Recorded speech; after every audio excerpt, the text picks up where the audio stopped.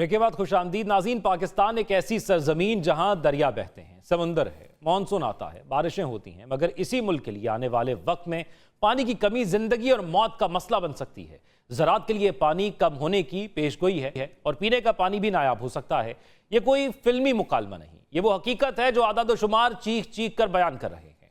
लाहौर पाकिस्तान का दिल कहलाता है, जहां एक सर्वे के मुताबिक 1.5 हज़ार से 1800 ट्यूबवेल 24 घंटे सातों दिन बगैर रुके जमीन से पानी निकालते हैं। और इस्लामाबाद रावलपिंडी में जेर जमीन पानी की सतह जो कभी 200 फुट पर थी, आज कई मकामात पर 500 से 800 फुट तक गिर चुकी है।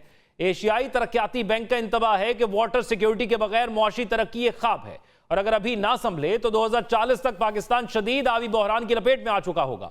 यह खबर ब्रेकिंग नहीं बल्कि वार्निंग है। पंजाब असम्बली के स्पीकर मलिक अहमद खान ने असम्बली के फ्लोर पर वाज़ेह अल्फाज में खबरदार कर चुके हैं कि 15 साल बाद पंजाब में लोग पानी की बूंद बूंद को तरसेंगे, इसलिए आज से इस मामले पर संजीदगी से सोचना होगा। सर 5 शुगर मिल है हमारे डिस्ट्रिक्ट नीमियार खान में, एक वाहिद हमजा शुगर और मिल आप है। बड़े जालिम लोग हैं माजरत के साथ, आपने सारा कॉटन एरिया उठा के शुगर केन को दे दिया सर ये आपने सारा वाटर लेवल बर्बाद कर दिया।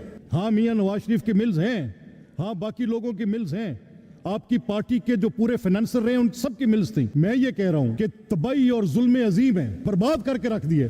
आपका वाटर लेवल सॉइल से उड़ के चला गया और आप पूरे हाउस के पास इंटरेस्ट ही नहीं है। 15 साल बाद आप पानी की बूंद बूंद को तरस रहे होंगे। जहां पे कॉटन होनी थी वहां पे आपने मिल्स डाल दिए, शुगर मिल्स। ये सवाल यह कि हुकूमत क्या कर रही है। हुकूमत पंजाब ने मामले की संगीनी को भांपते हुए सूबे में 1000 ग्राउंड वाटर रिचार्ज वेल्स बनाने का बड़ा मंसूबा शुरू किया है। लाहौर में पहले मरहले में 15 अहम मकामात पर काम शुरू हुआ और इब्तदाई तौर पर 3 रिचार्ज वेल्स फाल हो चुके हैं। यह कदम दुरुस्त सिमत में है, मगर यह ऊंट के मुंह में जीरे के बराबर है। इस मामले पर इमरजेंसी इकदाम की जरूरत है, लेकिन हुकूमती सतह से हटकर मामले की संगीनी भांप कर कुछ लोग खामोशी से उठते हैं और काम शुरू कर देते हैं। इस्लामाबाद में एक उस्ताद मोहम्मद उस्मान ऐसे ही कौमी हीरो हैं जिनके पास कोई सरकारी ओहदा नहीं, कोई बजट नहीं, बस एक सोच और एक अज़्म के आने वाली नस्ल को पानी मिलना चाहिए। उस्मान साहब ने रेन वाटर हार्वेस्टिंग पिट्स और रिचार्जिंग सिस्टम्स की तनसीब का सिलसिला शुरू किया है और अब तक मुतअद्दिद ऐसे निज़ाम नस्ब कर चुके हैं। उनका एक पिट तकरीबन 40,000 लीटर पानी जमीन में जज्ब करने की सलाहियत रखता है। हालिया बारिशों में गलियों में जमा पानी महज चंद मिनटों में उनके नस्ब करता इस सिस्टम के जरिए जमीन में उतरा और करिश्मा देखिए कि उनके मुताबिक मोहल्ले की एक मस्जिद में 500 फुट गहरे बोरिंग का पानी पहले खारा और नाकाबिले इस्तेमाल था, लेकिन टीचर उस्मान के सिस्टम की तंजीब के बाद ही वही पानी ना सिर्फ साफ हुआ बल्कि अब मीठा भी हो रहा है। मामले की संगीनी को जानकर सीडीए ने भी घरों की छतों पर रेन वाटर हार्वेस्टिंग सिस्टम लाजमी करार दे दिया है और खिलाफ वर्जी पर जुर्माने की शिक भी रखी गई है। लेकिन उस्मान ने साबित किया कि तब्दीली हमेशा ऊपर से नहीं आती, कभी कभी एक उस्ताद की सोच पूरी कौम का मुस्तकबिल बचा लेती है। आज यही अमली मैदान के हीरो टीचर उस्मान हमारे मेहमान हैं। तो उस्मान साहब, हमारा सवाल आपसे यही है, ये ख्याल आपको कैसे आया? और सबसे पहले मैं एक चीज जानना आपसे ये चाहूंगा कि पानी जो कम हो रहा है, इसकी बुनियादी वजह आप क्या समझते हैं? मुझे इनवाइट किया तो आपने खैर काफ़ी सारे क्वेश्चंस इकट्ठे उठे। तो एक तो जो पॉपुलेशन बम है वो ऑलरेडी एक्सप्लोड हो चुका हुआ है। दूसरी चीज़ जो माहौलियाती तब्दीली है, या तो बारिशें इंतहाई तेज़ हो रही हैं या फिर होती नहीं है। तीसरी चीज़ अगर हम देखें तो हमने कंक्रीट के जो जंगल्स हैं वो बिछा दिए हुए हैं। चौथी चीज़, हमारे पास कोई ऐसा कोई मैकेनिज्म ही नहीं है कि हम अपना जो पानी है उसको कहीं महफूज कर सकें जो बारिशी पानी है।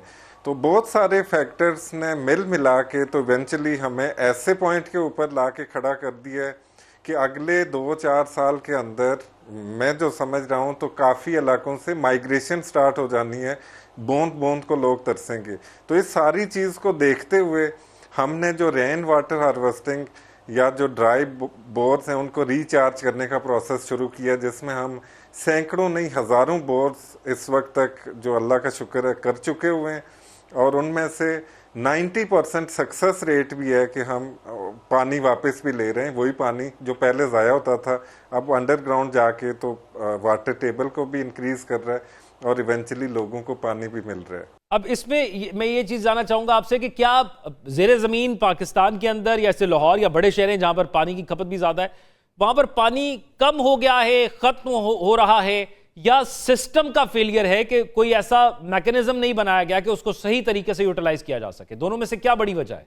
बात यह है कि पानी अल्लाह पाक हमें दे रहे हैं। मैं ज़रा आपको एक एग्जांपल देता हूं कि जो मैं सिर्फ पोठवार रीजन की अगर बात करूं तो यहाँ पे 1300 मिलीमीटर एवरेज रेनफॉल होती है साल की, और वो सारे का सारा पानी हम ज़ाया कर देते हैं।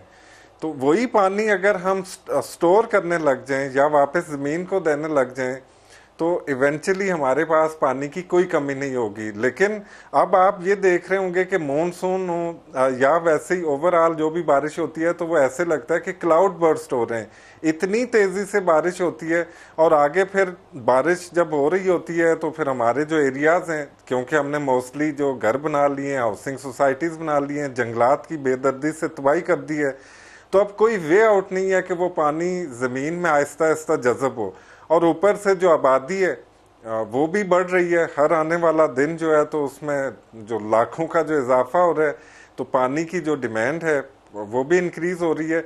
तो हमारे पास जो इस वक्त अगर हम देखें तो रावलपिंडी इस्लामाबाद में 600 से 800 फीट तक जो वाटर टेबल है डाउन चला गया है। लाहौर में भी हर साल 3 से 5 फुट के दरमियान जो पानी है वो तेज़ी से डिप्लीट हो रहा है अंडरग्राउंड। इसी तरह सारे शहरों की यही कंडीशन है। तो अब शहर ही अगर हम ले लें, जिस तरह कराची है, लाहौर है, या कोई भी शहर ले लें आप, तो शहरों में पानी किसी तरह भी ज़मीन के अंदर नहीं जा रहा, लेकिन हम निकाल रहे हैं।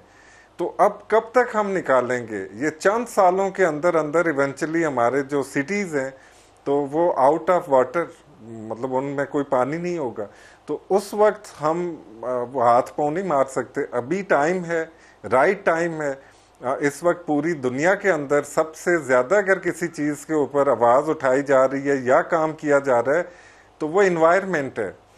लेकिन अनफॉर्चुनेटली हमारे यहाँ कोई इसके ऊपर, ना तो कोई हमें गवर्नमेंट के लेवल के ऊपर कोई बड़ी पॉलिसीज नजर आती हैं, ठीक है, ना हमारे कोई करिकुलम के अंदर, समझते हैं। ना कोई। मैं एक आम शहरी के लिए अगर आपसे ये समझ सकूं कि 3 काम कौन से सजेस्ट करेंगे कि वो अगर करे अपने घर में रहते हुए ग्राउंड लेवल पर, तो उससे पानी को सेव किया जा सकता है और इसी प्रोसेस का हिस्सा बनाया जा सकता है? पहली चीज सिर्फ ये समझना है कि जो पानी है ये किसी एक की मलकियत नहीं है। अगर घर के अंदर बोर करवाया भी हुआ है तो उसे पानी को ज़ाया होने से बचाना है। मैं तो पानी का कत्ल कहता हूँ।